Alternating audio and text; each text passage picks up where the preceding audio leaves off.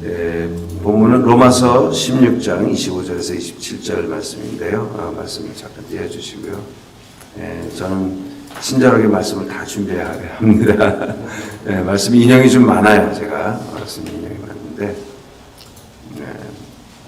말씀을 다 같이 읽겠습니다. 시작. 나의 복음과 예수 그리스도를 전파함은 영세전부터 감추어졌다가 이제는 나타내신 바 되었으며 영원하신 하나님의 명을 따라 선지자들의 글로 말미암아 모든 민족이 믿어 순종하게 하시려고 알게 하신 바 그 신비의 계시를 따라 된 것이니 이 복음으로 너희를 능히 견고하게 하실 지혜로우신 하나님께 예수 그리스도로 말미암아 영광이 세세 무토록 있을지어다. 아멘. 잠깐 기도하겠습니다. 주님 감사합니다. 이 아침에 우리가 하나님의 말씀을 함께 생각하고 이제 나의 복음이라는 제목으로 함께 말씀을 나누기 원합니다. 이 시간 성령께서 우리 각자의 마음 가운데 말씀하여 주시고 이 시간에 필요한 말씀으로 우리에게 각자에게 말씀해 주시기 원합니다. 기대하고 의지하고 예수님 이름으로 기도합니다. 아멘. 이게 한 문장이에요. 지금 요 본문이 3절로 되어 있는데 그래서 어디서 끊어야 될지 어떻게 문장이 되는지 좀 어려울 수 있는데요. 여기 그냥 일단은 여기서는 나의 복음과라는 요 단어를 기억하시기 바랍니다. 나의 복음. 나의 복음이라는 건 결국 내가 경험한 복음입니다. 여러분도 다 복음을 경험하셨기에 이 자리에 계신 줄 믿습니다. 우리가 복음을 알지 못하면 그리스도를 알지 못하고 복음은 바로 그리스도가 계시되는 건데 여기 또 하나 중요한 단어가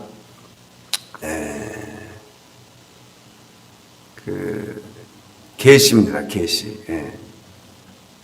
그래서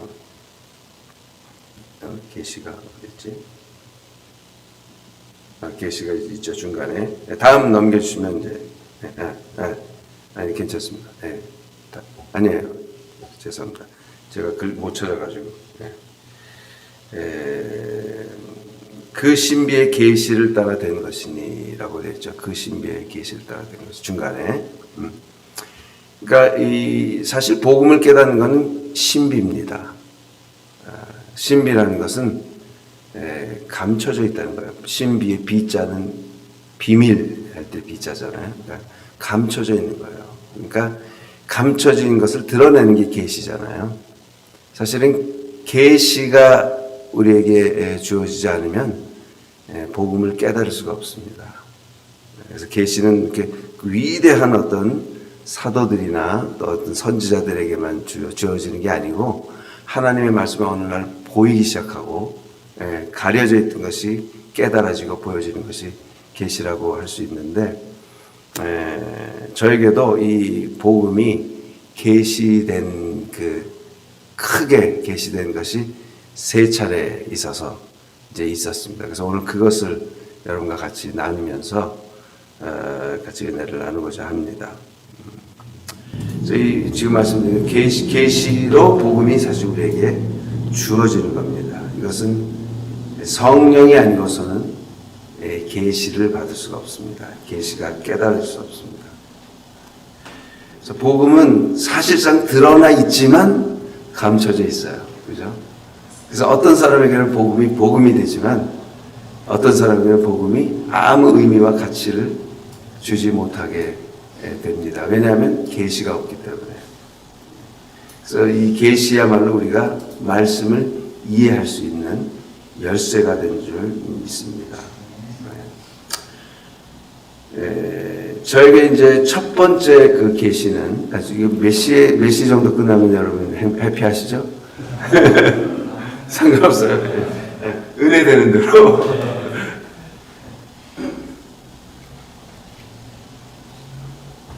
첫 번째 복음의 계시는 20살 때였습니다.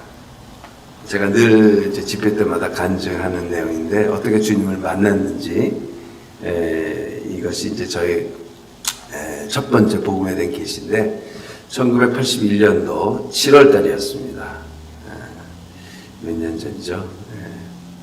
41년 전입니다. 제가 금년에 환갑입니다. 축하해 주시기 바랍니다. 아무튼 20살 때 대학교 1학년 때 저는 이제 모태신앙으로 자랐지만 그때 주님을 극적으로 만났습니다. 제가 죄인이라는 사실이 처음으로 인식이 됐습니다. 그냥 머리로서는 그래 죄인이지 이렇게 인정을 했지만 사실상 인정은 아니었어요. 그냥 지식적으로 그거는 다 그렇다니까 그런 줄 알지 마음속으로는 전혀 인정이 안 됐습니다. 나같이 착한 사람 있으면 나오라 그래. 제가 얼마나 착했는데요. 어머님도 저희 엄마도 넌 너무 착해서 탈이야 그러셨는데. 그런데 저에게 내가 얼마나 죄인임이라는 사실을 깨달아졌습니다. 어느 집회를 통해서. 그리고 이제 하나님이 믿어졌어요. 하나님이 정말 살아계시구나 하는 것이 믿어졌습니다. 그리고 진정으로 존재적인 회개가 일어났어요. 내가 정말 이렇게 죄인입니다. 그리고 하나님과 연결되는 그런 감격을 받고, 그 다음에 하나님과의 이제 교제가 시작되는 삶을 살게 됐습니다. 그전에는 다 종교행위였습니다. 그냥 교회 열심히 다니고, 성가대도 지휘까지 했어요, 지휘까지. 제가 이제 학생부 성가대를 지휘를 했는데, 그리고 뭐 앞에서 찬양 인도도 많이 하고, 근데 주님 없이 했어요. 또 아는 사람은 다 알았을 거예요, 그죠? 그게 다 보이거든요. 앞에서 뭔가 하는데 지자랑하려고 하고, 왜냐면 주님 없으면 자기밖에 없거든. 그러니까 이제 나를 드러내고 뭔가 내가 그래도 폼 잡고 내가 좀 멋있었겠지. 이런 이제 순전히 거기만 이제 관심이 있는 거예요. 주님은 안 것 없어요. 주님은 없어요. 내 삶에 주님이 없어요, 실제로. 그렇게 이제 살다가 정말 이 살아계신 하나님과의 교제가 시작되고 성경이 믿어지기 시작했고, 그 다음에 놀라운 그 주님 만났을 그 순간에 저에게는 기쁨과 평안과 만족이라는 것이 이 세상에서는 한 번도 맛보지 못했던 정말 하늘의 기쁨과 그 평안과 그 만족이 저를 꽉 채우는 그런 경험을 했습니다. 그리고 이제 죄사함에 대한 십자가의 그 은혜로 죄사함을 받았다는 그 죄로부터의 자유함. 그리고 이 복음이 너무 좋으니까 다 이제 이 복음을 경험한 사람들은 똑같은데 막 전하고 싶은 거예요. 그리고 실제로 이 복음을 전하기 위해서 내가 살아야 되겠다. 이런 마음을 갖게 됐고, 또 실제로 저는 이제 부르심을 받았어요. 대학교 4학년 때 부르심을 받고 음악을 통해서 젊은이들에게 복음을 전하는 그런 삶을 살기로 하나님 앞에 드릴 수 있기까지 됐습니다. 그래서 저는 이 복음이 단 줄 알았어요. 어딜 가나 이 복음을 외쳤어요. 그리고 정말 담대하게 외쳤습니다. 뭐 때를 얻든지 못 얻든지 집회, 이제 찬양 집회 같은 거 하고 할 때는 어떻게든지 틈을 봐서 복음을 선포하고 예수님 영접시키고 이런 사역을 쭉 해왔습니다.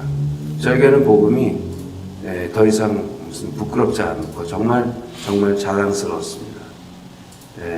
다음 말씀 읽죠. 시작.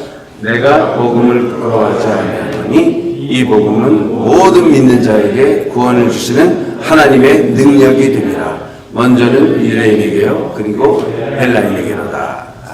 정말 이렇게 살았어요. 복음이 부끄럽지 않고 너무나 복음이 능력이고 누구든지 이 복음을 믿으면 구원 얻는다는 것을 확신했기 때문에 이것을 전하기 위해서 열심히 살았습니다. 이 복음은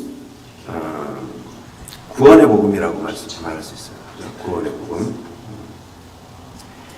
이 복음으로 인해서 내가 하나님의 자녀라는 것, 하나님의 백성이라는 그 정체성을 저에게 확고하게 해줬습니다.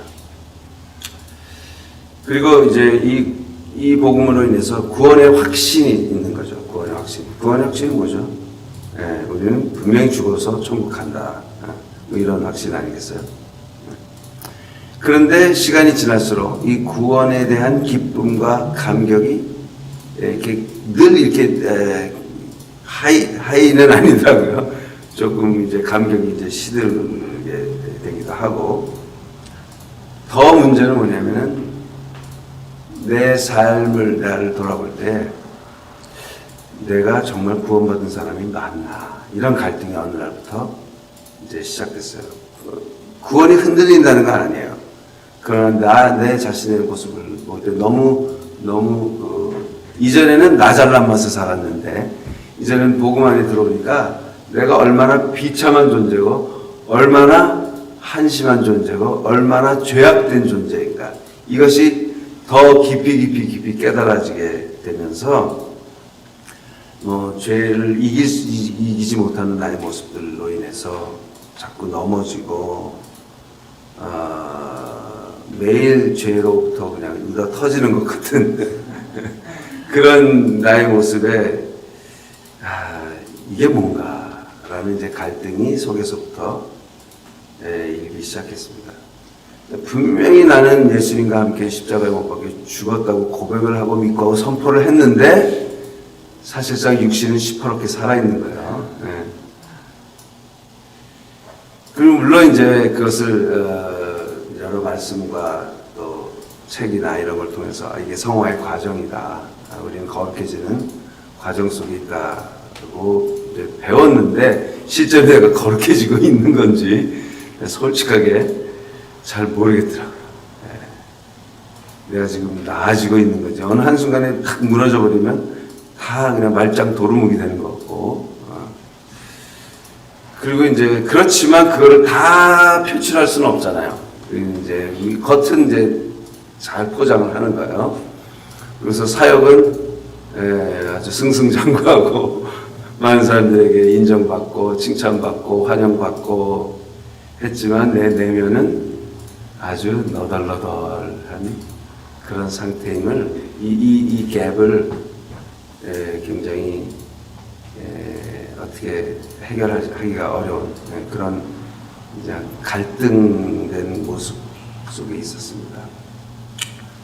물론 이 과정을 통해서 어떤 깊은 진리들도 깨닫게 됐고, 인간이 정말 어느 신학자가 말했듯이 전적인 타락한 존재구나, 이런 것을 깊이 공감할 수 있었고, 그리고 구원이라는 것은 지금 노래했지만 100% 은혜인 거예요. 그죠? 나에게서는 선한 게 없어요.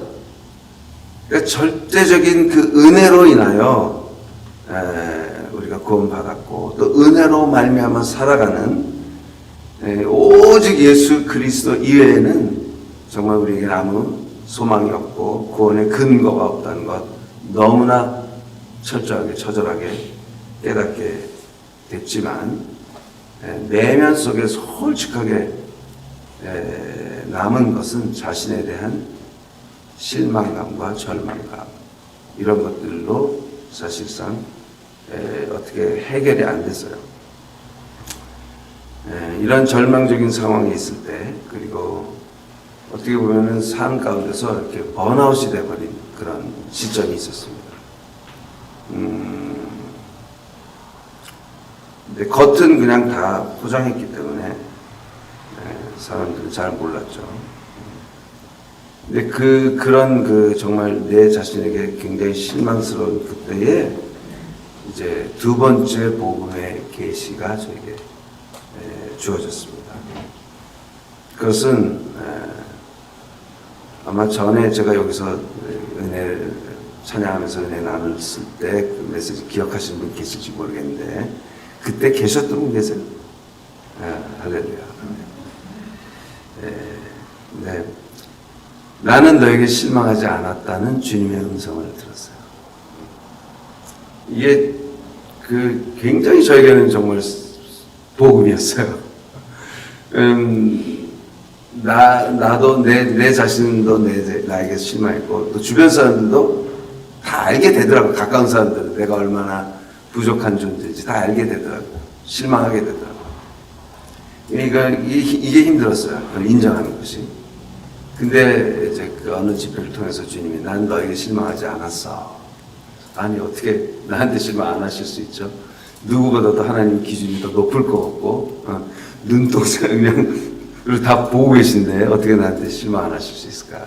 근데 이제 그때 그분을 통해서, 그 메신저를 통해서 들은 거는, 나는 네가 원래 그런 줄 알고 있었어. 실망할 게 없다는 거죠. 내가 어떤 존재인지 하나님은 이미 알고 있기 때문에 뭐 실망할 거 없어. 근데 사실 그게 저에게는 복음으로, 정말 강력하게 복음으로 계시가 됐습니다. 그래서 하나님께서 계속해서 말씀하시기에 넌 날 실망시키지 못해. 왜냐하면 너의 어떤 연약함과 죄성보다도 내 은혜와 사랑이 더 크기 때문이다. 거기서 그냥 그 은혜에 압도당하는, 그래서 굉장한 자유가 왔습니다. 그때 이제 이 은혜를 만끽하는 시간이 있었어요.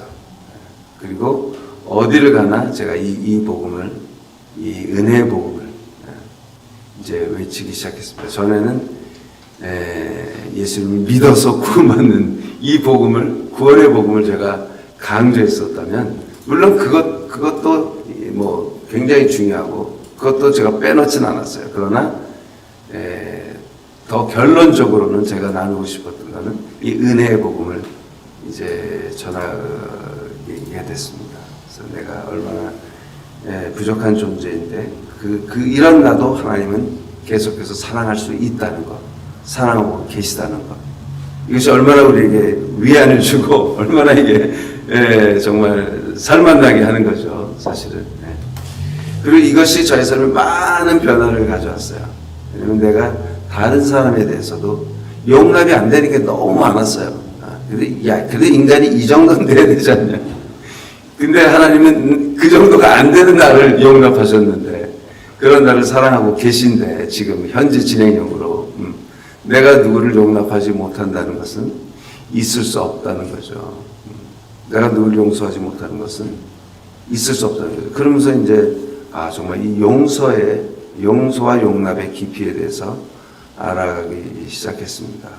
정말 주님이 사실 주기도문에 몇 문장 없어요. 근데 거기에 떡하니 자리 잡고 있는 게, 우리가 우리의 죄인들을 사하여 주신 것처럼 우리 죄를 사하여 주옵시고, 이게 왜 그렇게 중요한지 몰랐어요.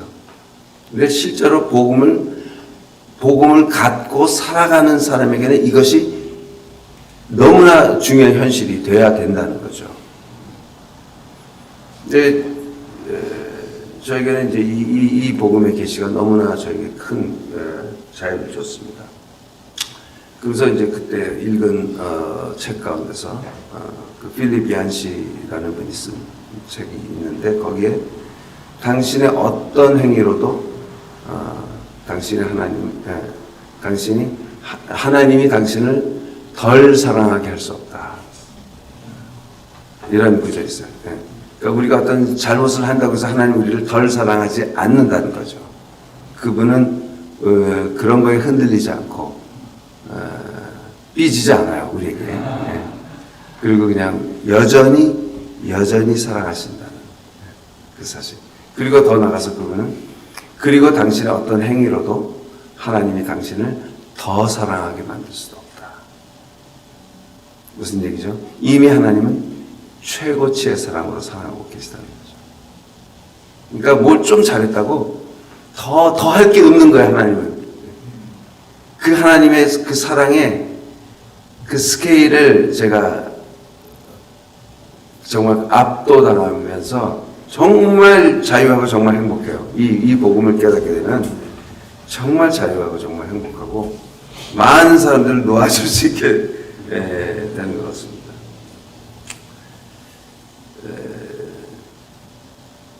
많은 그 율법적인 속박들로부터 나도 해방되지만 많은 사람들도 사실 우리가 굉장히 묶고 있어요. 우리가 정말 그 자동적으로 잘하는 게 율법적인 것 같아요. 그래서 그 율법으로 자기를 묶기도 하고 다른 사람을 묶기도 하고 또 우월감과 또 열등감에 막 사로잡히게 되는데 이런 것으로부터 자유케 되는. 그러면서 그 율법적인 것들을 다 이제 제가 배제하기 시작합니다. 이건 율법이다. 이건 율법이었어. 이러면서 이제 율법적인 것들을 이제 다 잘라내는데, 어쨌든 그 온갖 율법적으로 매여 있던 것으로부터 자유함을 주는 그 놀라운 자유가 있었어요. 그리고 죄로부터 정죄감으로부터 끊임없잖아요. 사탄은 우리를 계속해서 정죄하잖아요. 네가 이거밖에 안 되는데. 그래, 난 그거밖에 안 돼. 그러나 그런 나를 주님이 사랑하셨어. 라고 담대하게 이제 설 수 있는 거죠. 사실 이것이 진리의 한 면이라고 볼 수 있습니다. 이게 진리예요. 하나님 우리를 사랑하신다는 진리는 변치 않기 때문에. 다음 말씀 볼게요. 요한복음 8장 말씀. 시작. 진리를 알지니 진리가 너희를 자유롭게 하리라. 아멘. 그래서 이 은혜의 복음의 진리를 깨달으니까 정말 자유함이 주어졌습니다.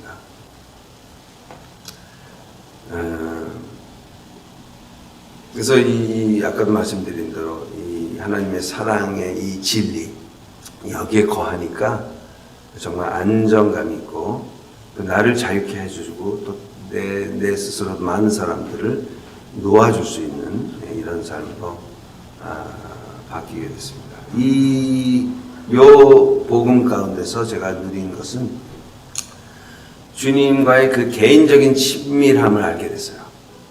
주님이 두려운 존재가 아니고 정말 언제든지 달려갈 수 있는 존재고 언제든지 나를 안아주실 수 있는 존재라는 것을 깨닫고 나니까 예배가 굉장히 더 깊어지고 더 자유로워지고 그 다음에 주님과의 그 깊은 어떤 친밀함 속으로 들어갈 수 있게 됐습니다. 그리고 정말 이 용서를 받았다는 그 확신 가운데 있으니까 주님을 사랑할 수 있게 되는 거예요. 그래서 우리가 그 예수님께서 하신 말씀대로 사함을 많이 받은 사람은 많이 사랑하게 되는 거예요. 누가복음 말씀 보겠습니다. 7장 말씀. 시작. 이러므로 내가 네게 말하노니 그의 많은 죄가 사하여졌도다. 이는 그의 사랑함이 많음이라. 사함을 받은 일이 적은 자는 적게 사랑하느니라.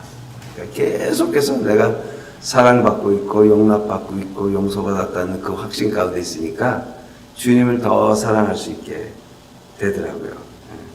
그래서 더 깊이 나가서 주님과 나와의 관계가 연인의 관계까지 느껴질 수 있는 그런 복음의 자유함을 여러분에게 추천합니다. 주님이 정말 연인처럼 나밖에 없는 주님의 눈에는 나밖에 안 보이는 듯한 착각이지만 그러나 그것이 한편으로는 사실인 거죠. 그런 자유함 가운데 이제 누리게 됐습니다. 이것을 저는 이제 은혜의 복음 또한 사랑의 복음이라고 말하고 싶습니다. 그래서 단순히 하나님의 자녀로서의 정체성이 아니고 하나님의 사랑받는 여인으로, 그래서 아가서 말씀이 이해가 되더라고요. 이렇게 하나님이 나를 존귀하게 아름답게 귀하게 바라봐 주시는구나. 그래서 이제 요 과정 속에서 또 많은 노래들이 나왔어요. 제가 너를 사랑해라든지 나의 사랑하는 자여라는 찬양이라든지 또 방금 노래한 그 주의 은혜라 이런 것들 이 복음 가운데서 제가 깨달아진 사랑입니다. 물론 이 지금 말씀드린 두 가지의 복음은 굉장히 아름다운 것이고 중요한 것이고 필수적인 것이라고 믿습니다. 그리고 하나님의 무조건적이고 영원하신 그 사랑으로 어떤 상황에서도 내가 사랑받고 있다는 이 확신의 그 자유함은 너무나 귀한 것이지만 여기에 한 가지 허점이 있어요. 그건 뭐냐면은 방종하게 되기 쉽다는 거죠. 하나님 나 사랑하시는데 네가 뭐라 그러는 거야. 이렇게 되면서 이제 그 자유함을 너무 누리는 가운데 어떤 율법도 없어. 왜냐면 율법은 우리를 정죄하는 건데 그 정죄함을 벗어나는데 뭘 다시 율법을 우리가 가질 이유가 없는 거죠. 그래서 말씀이 전부 그렇게 보이는 거예요. 그리고 구약은 조금 구약의 그 많은 부분들이 좀 필요 없는 것 같아. 그래서 저는 그랬어요. 그리고 너무 복음적으로만 성경을 보는 거죠.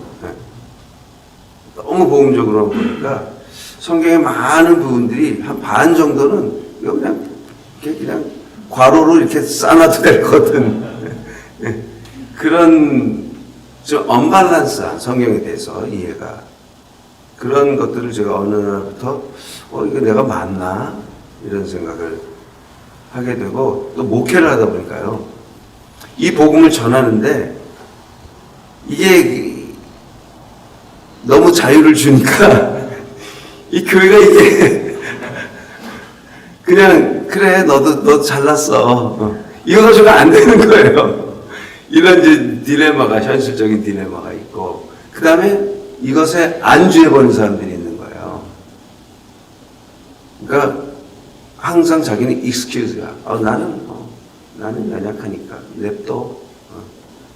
이런 이제 부분들을 어떻게 이거를 인도를 해야 되나 이런 현실적인 문제가 여러 가지. 그러니까 죄를 져도 구원에는 지장이 없는 거예요. 그죠? 자, 요거 이제 여기 중요한 이제 포인트인데, 그리스도인들의 그 죄는 어떻게 되는 건가? 그냥, 물론 우리가 과거의 죄, 현재의 죄, 미래의 죄까지 다 통틀어서 용서 안 받은 건 맞습니다. 근데 그렇다고, 죄가 너무 우스워지는 거, 쉬워지는 거예요. 제 안에도, 제 속에도 그런 모습들이 보이기 시작하고, 이 복음의 맹점이 사실은 있더라는 거죠. 그래서 굉장히 이제 헷갈리기 시작했습니다. 그러면 이제 구약은 전부 율법적이고 신약은 은혜고 뭐 이렇게 이제 해석을 해버리니까 아까 말씀드렸던 구약은 좀 버릴 게 많은 것 같아요. 실제로 또 그런 말씀들만 이제 들어오는 거예요. 고린도후서에 이런 말씀 있죠. 시작. 그가 또한 우리를 새 언약의 일꾼 되기에 만족하게 하셨으니 율법 조문으로 하지 아니하고 오직 영으로 함이니 율법 조문은 죽이는 것이요 영은 살리는 것이니라. 그래서 이제 뭐 율법은 다 죽이는 거야. 이게 이제 싸잡은 거죠. 그러니까 율법을 경시하고 무시하는 태도가 저에게 상당히 자리 잡고 있었고, 그리고 성경이 전체적으로 통합적으로 이렇게 다가오지 않게 됐다는 거죠. 이 두 가지 복음을 깨달으면서 이 땅에 사는 소망은 오직 복음을 널리 전하는 것. 이 구원의 복음과 은혜의 복음 통틀어서 이걸 이제 전하는 것. 여기에 이제 머물러 있는 거예요. 그래서 이 땅에 사는 의미와 목적은 단지 복음을 전하는 것. 솔직하게 까놓고 얘기해서 그거 위에는 없는 거예요. 그러면 이제 그냥 천국 백성을 많이 늘려놓는 것이 이 땅에서 우리의 사명 아닌가. 그렇다면 이제 이런 이제 극단적인 해석이 나올 수 있어요. 제일 행복한 사람은 구원받고 바로 천국 가시는 분들. 그래서 옛날에 그런 말들이 있었대요. 실제로 미국에서 이제 그 천막 집회 많이 있을 때, 이제 1800년대 막 이럴 때, 그때 이제 톱밥길을 걸어 나가서 톱밥길이 이제 가운데 이렇게 톱밥을 깔아놨대요. 이제 가운데에다가 이렇게 통로에다가 이제 밖에 천막을 쳤으니까 뭐 진흙 같은 것도 있고 하니까 톱밥길을 걸어 나와서 천막 밖으로 나가서 마차에 치여 죽는 사람이 가장 행복하다. 이런 말이 나올 정도로 이게 이제 그런 구원관인 거죠.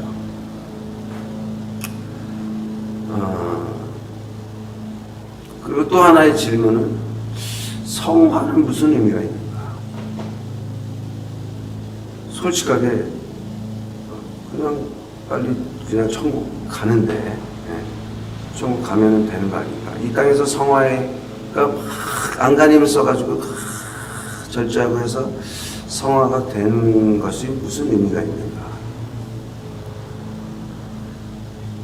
이게 뭐냐면요, 사실상 구원파적인 일이에요. 우리가 구원파라고 굉장히 말로는 비판하는데 우리 교회 안에 상당히 많은 사람들이 구원의 확신을 갖고 있다는 사람들이 빠지는 오류가 사실 구원파적인 믿음에 지금 얘기한 그 모습이 사실 구원파적인 거예요. 굉장히 심각한 거예요, 사실은. 또 하나는 이제 종말론에 있어서도 여러분 종말론 어떻게 이해하고 계신지 모르겠어요. 근데 상당히 어두운 종말론, 패배주의적인 종말론. 사탄은 점점 커지고 우리는 점점 찌그러들고 도망가야 되고 막 피해가지고. 그래서 예수님이 그냥 가까스로 휴거로 우리를 데리고 가시는 이런 어떤 종말론적인 이해가 저에게도 있었습니다. 그래서 여기 이제 여러 가지 의문들이 있는데, 하나님은 과연 그러면 세상을 심판하기 위해서 만드십니까? 심판한다는 것은 심판해서 멸망시키는 건데, 그러기 위해서 만드셨는가? 그리고 이 종말론에 있어서 특히 사탄의 세력이 너무 강한 거예요. 그 예수님은 분명히 승리하셨고 우리에게 승리했다고 말씀하시는데 우리는 승리하지 못하고 있어요. 교회 자체도 너무나 무능한 거예요. 정말 이 음부의 권세를 이기는 열쇠가 교회에게 있는데 정말 이것을 교회가 감당하고 있느냐, 아니면 가까서 그냥 구원의 방주처럼 일로 피해야 돼, 이런 모습들이 아닌가. 이런 많은 이제 어떤 갈등과 벽에 부딪혀 있을 때 제가 세 번째 복음을 계시가 임했습니다. 이것은 하나님 나라의 복음이었어요. 하나님께서 창조하신 목적이 하나님 나라라는 거죠. 그리고 예수님께서도 이 땅에 오셔서 하나님 나라의 복음을 선포하셨습니다.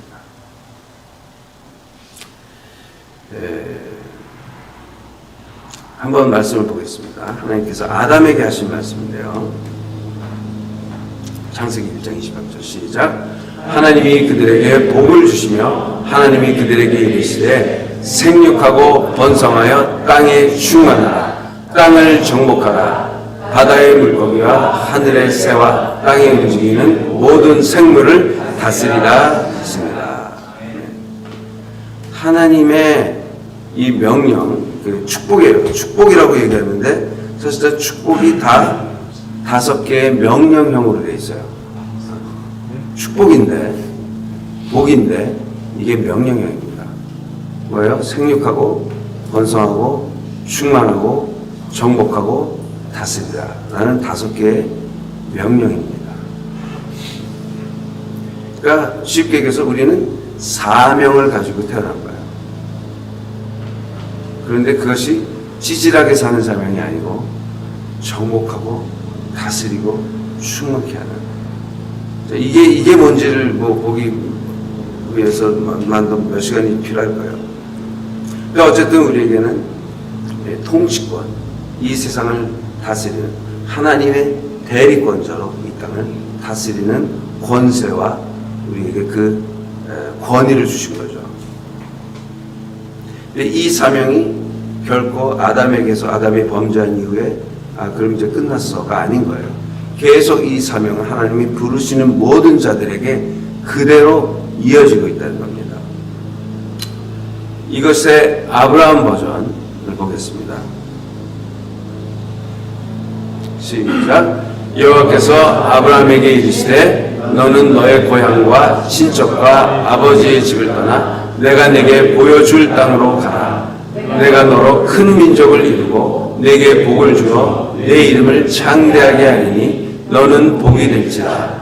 너를 축복하는 자에게는 내가 복을 내리고 너를 저주하는 자에게는 내가 저주하리니 땅의 모든 족속이 너로 말미암아 복을 얻을 것이니라. 아멘. 자, 아까 아담 버전은 5개의 명령형으로 되어 있는 것이 이제 아브라함에게 있어서 너를 통하여서 온 열방이 복을 받을 것이다. 모든 족속이, 온 세계가 이 아브라함이라는 그 통로를 통해서 복을 받게 될 거라는 거죠. 이것만 또 봐도 또 이제 볼 게 많은데 일단은 넘어갈게요. 그 다음에 이제 모세 버전이 있습니다. 모세 버전. 시작. 내가 애굽 사람에게 어떻게 행하였음과 내가 어떻게 독수리 날개로 너희를 업어 내게로 인도하였음을 너희가 보았느니라. 세계가 다 내게 속하였나니 너희가 내 말을 잘 듣고 내 언약을 지키면 너희는 모든 민족 중에서 내 소유가 되겠고 너희가 내게 대하여 제사장 나라가 되며 거룩한 백성이 되리라. 넌 이 말을 이스라엘 자손에게 전할지니라. 아멘. 잘 보세요. 아까 그 아담에게 했던 그 말씀이 다스리고 통치하는 통치권에 대한 말씀이 아브라함에게 있어서 너를 통하여서 온 열방이 복을 받을 것이다. 그런데 그 다음에 모세에게 있어서는 이스라엘 민족에게, 그것이 이제 이스라엘 민족이 결국 너희가 내 말을 잘 지키고 나와 좋은 관계를 맺으면 너희를 통하여서 모든 족속이 결국은 그러니까 하나님 나라의 관점에서 이제 보는 거야. 하나님 나라를 하나님은 어떤 특정한 인물들을 통해서 하나님 나라를 세우기를 원하신다는 거예요. 자, 그 다음에 사도 버전이 있습니다. 사도 버전.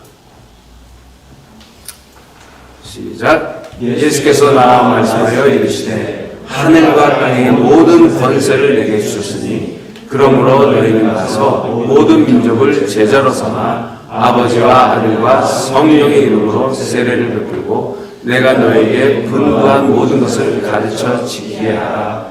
볼지어다 내가 세상 끝날까지 너희와 항상 함께 있으리라. 아멘. 이거의 연결점을 여러분이 혹시 안 보이는 분이 계실지도 모르겠지만 저는 확연하게 보입니다.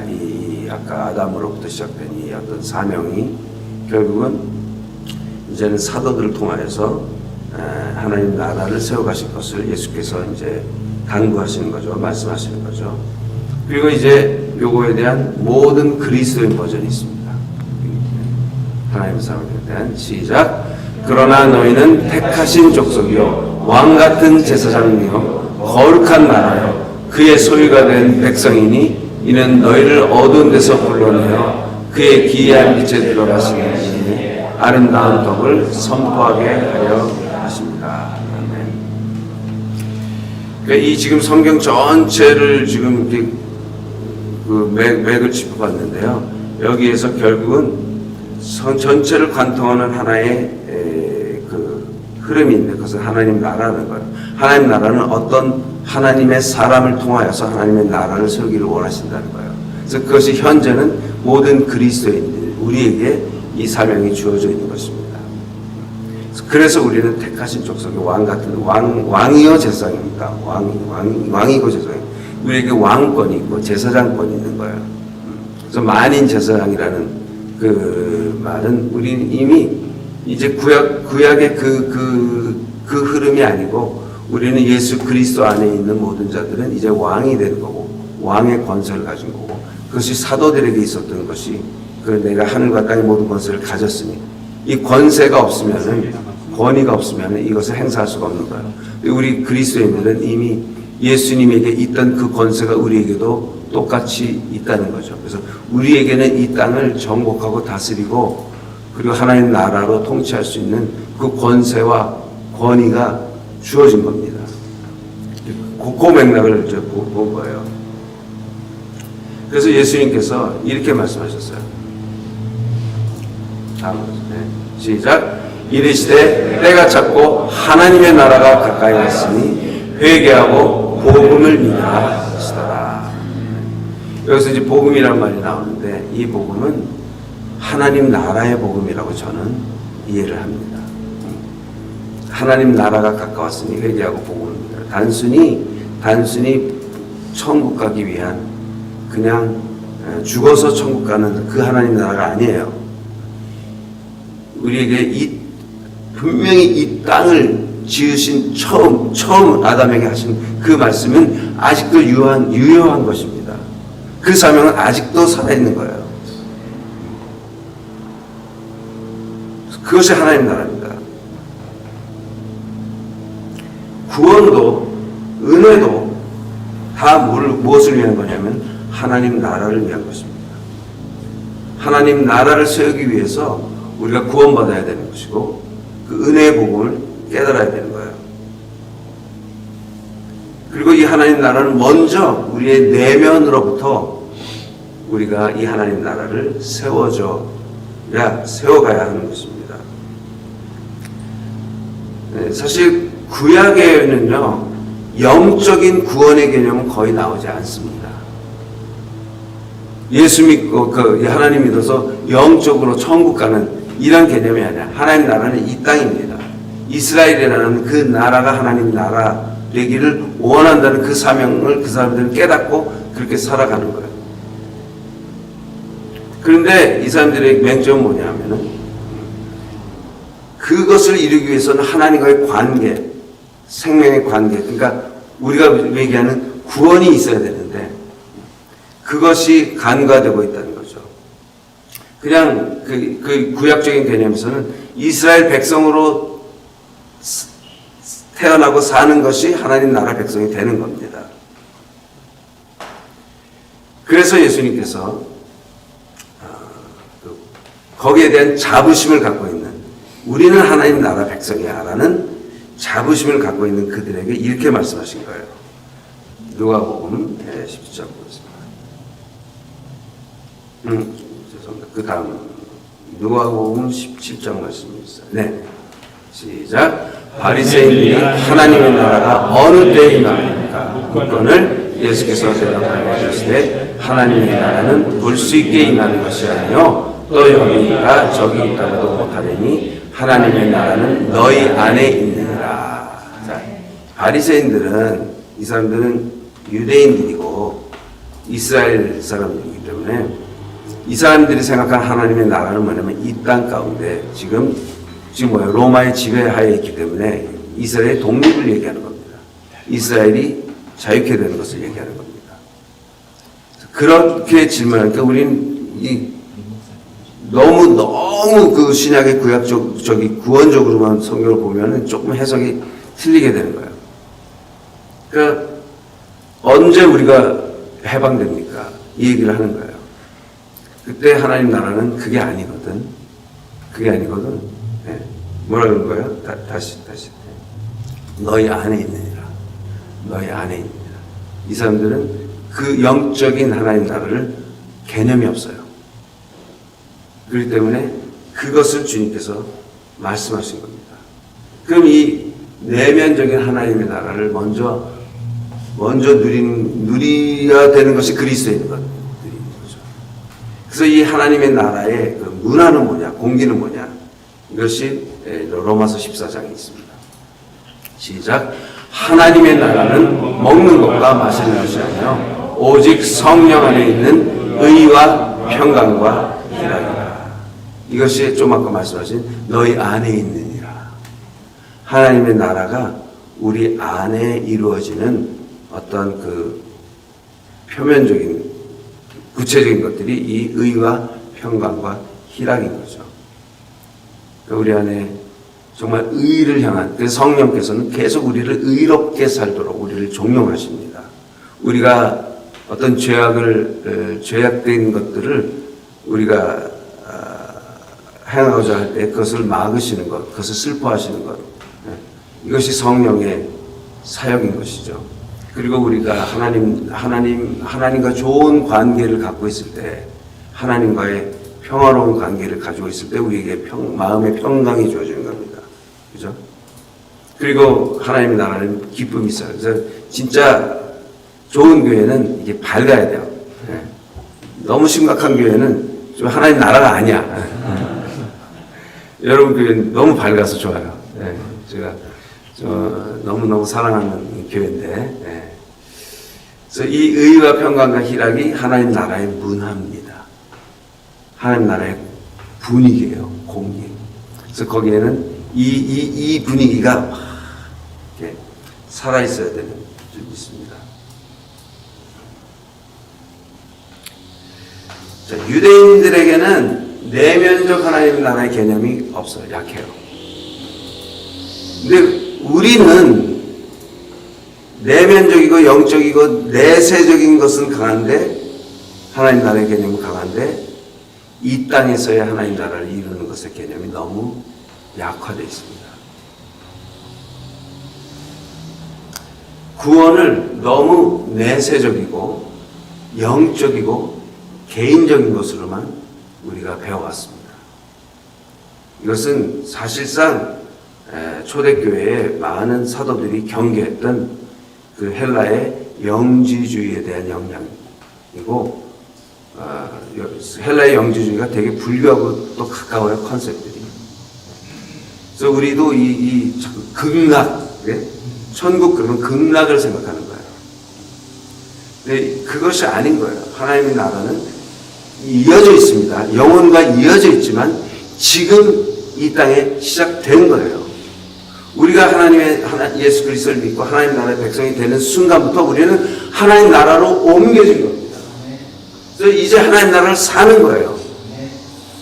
근데 우리는 내가 지금 하나님 나라에 살고 있는데 그 개념이 없는 거예요. 저기 죽은 다음에 가는 하나님 나라만 자꾸 생각하니까 여기는 그냥 빨리 벗어나고 싶은 현실 도피적인 패배주의자적인 세상에서 보면은 그런 편협된 그런 믿음으로 우리가 가지고 있기 때문에 우리를 통해서 하나님께서 기대하시는 하나님 나라를 이 땅 가운데 세우는 것에 우리가 주력하지 못하고 오히려 거기에 방해거리가 되는 그러한 우리의 삶이 되지 않나 싶습니다.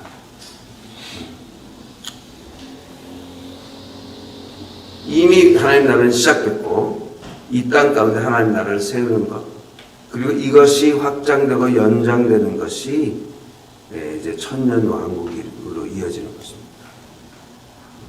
그래서 저는 예전에는 좀 암울한 종말론을 가지고 있었는데 지금은 하나님께서 좀 많이 바꿔주셨어요. 그래서 우리는 사실 어둠도 증가합니다. 어둠도 증가합니다. 그러나 하나님 나라는 더 빠른 속도로 증가합니다. 사실상 지금 전 세계에서 일어나는, 제가 구체적인 데이터는 지금 안 가지고 있는데 하루에 몇만 명씩 전 세계에서 구원받고 있습니다. 하나님 나라는 놀라운 속도로 지금 전진하고 있고요.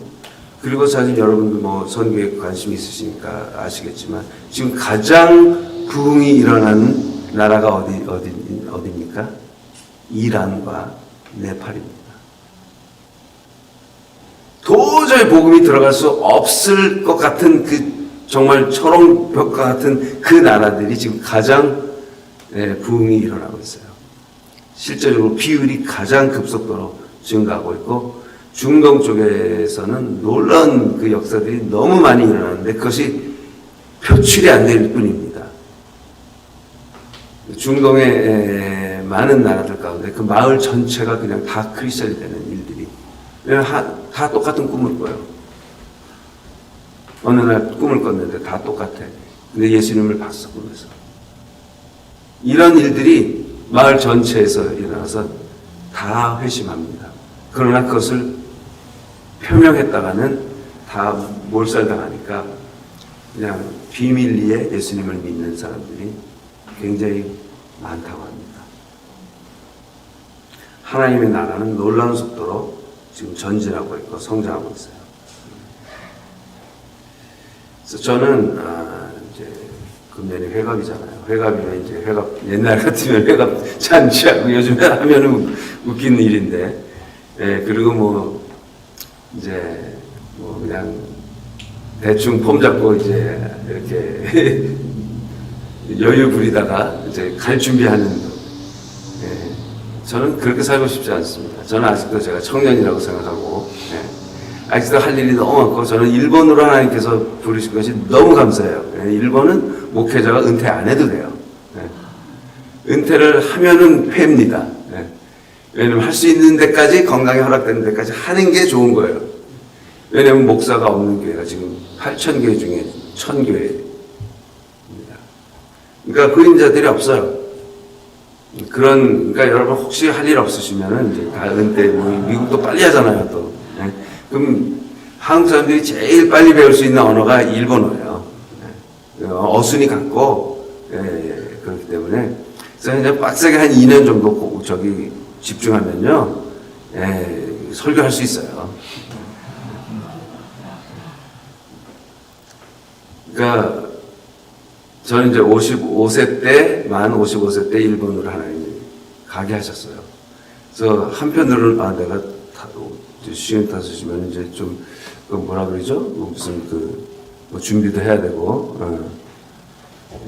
이래야 되는 이제 나이라고 볼 수 있는데, 저는 이제 그거를 거절했죠.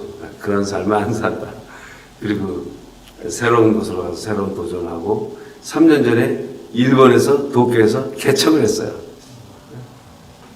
근데 지금 한 30명 정도가 모이고 일본에 30명이면 중형입니다. 중형교회.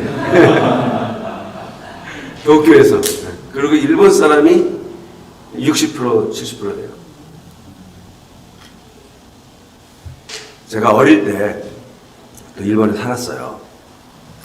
한 4년을 살았는데 그게 5학년에서 중3까지 있었기 때문에 그때 일본말을 딱 배워놨거든요. 이제 보통 일본 이제 학교 가서. 그러니까 기본적인 언어가 돼 있어서 제가 이제 간간히 가서 사역은 했어요. 그러나 일본에 가서 뭐 산다 이런 생각은 한 번도 한 적 없죠. 근데 사실은 저는 이제 중국을 가려고 준비를 했어요. 중국, 이제 중국 교회에 많은 사역도 많이 했고, 많은 좋은 소식들이 많이 있기 때문에 중국 교회를 위해서 내가 뭔가 조금이라도 도움이 될 수 있으면 좋겠다. 그래서 준비를 했는데 2년을 준비하고 다 결정되고 모든 게 다 됐는데 막판에 딱 안 되더라고요. 갔으면 큰일 날 뻔했어요. 바로 추방당할 뻔했어요. 그 이후부터 시진핑이 노골적으로 이제 선교사들을 추방하기 시작했는데 정말 하나님이 막으신 거죠. 근데 저를 이제 중국이 막힌 다음에 제가 일본에 가서 잠깐 집회를 하는데 그때 매 집회 때마다 하나님께서 네가 복음 전할 곳은 여기다. 집회 때마다 그 저는 그냥 음성을 듣는 거예요.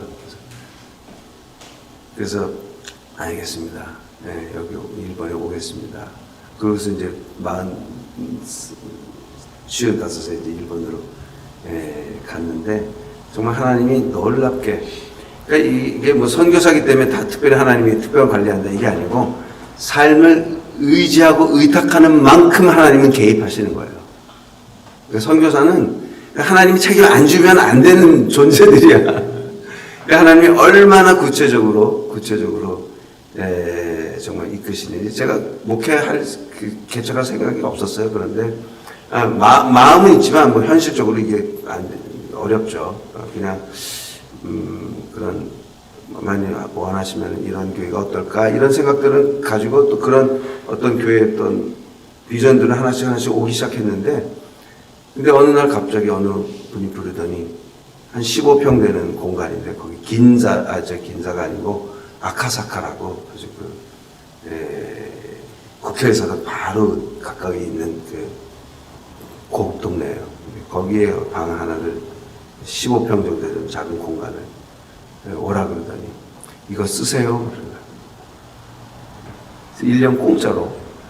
그게 미국 돈에 한 4,000불 내요. 그 조그만 공간인데 그거를 이제 월세가 그거를 이제 다 낸 거예요. 그분이 다 내시고 1년을 쓰라고. 그래서 이거 뭐 하지? 이러다가 기도하는데 하나님께서 교회를 시작하라 그래서 시작한 거예요. 그러니까 하나님이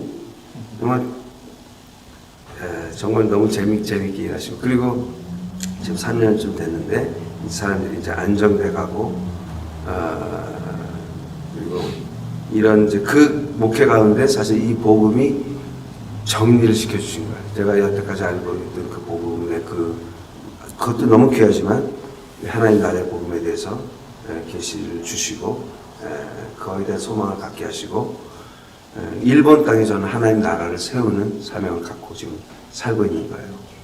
일본은 뭐 99%가 예수님을 안 믿는데 우리는 예수님을 믿게 하고, 그리고 그 땅 가운데 하나님 나라를 세우는 이것을 위해서 저는 이제 살게 하셨습니다.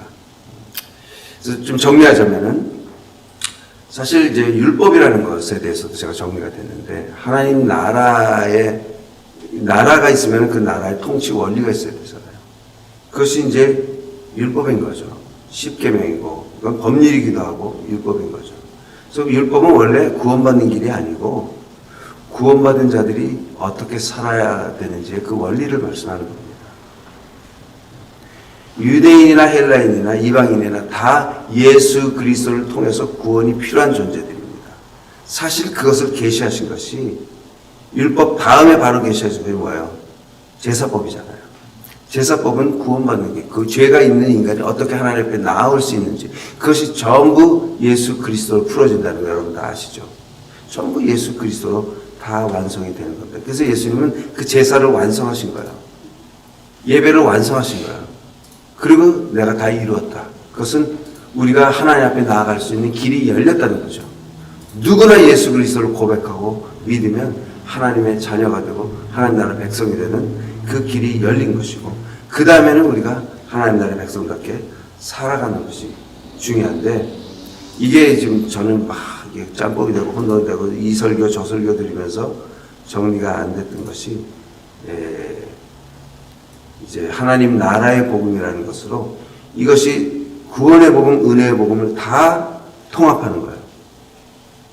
그 다 구원의 복음도 중요하고 필요하고 훌륭한 것이고, 은혜의 복음도 너무나 중요하고 훌륭한 것입니다. 근데 이게 다가 아닌 거죠. 여기서 끝나면 안 되는 거죠. 이 복음의 완성이 아닌 거죠. 완성체는 하나님 나라의 복음인 것입니다. 이 하나님 나라의 복음을 이해하고 나니까 이 땅을 어떻게 살아가야 되는지, 이 땅에서 무엇을 해야 되는지 사명이 너무 많은 거예요. 할 일이 너무 많은 거예요. 정말 하나님 나라를 되게 하기 위해서 구석구석부터, 내 가정부터, 내 존재부터, 내 주변부터, 우리 교회부터 하나님 나라를 세운다고 생각하니까 막 엄청나게 흥분되는 거예요. 이렇게 그냥 가만히 살 수가 없어요.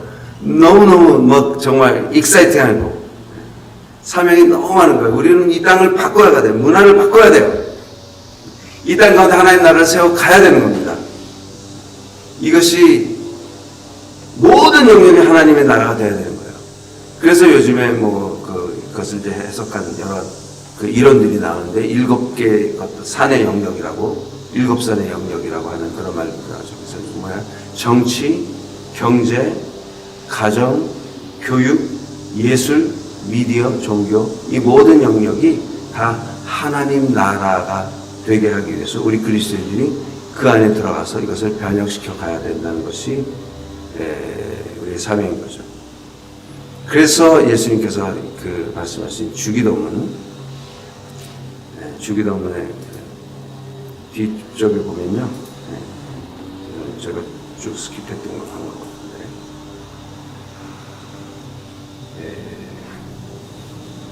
나라가 임하시며, 시작. 나라가 임하시며 뜻이 하늘에서 이룬 것 같이 땅에서도 이루어지이다.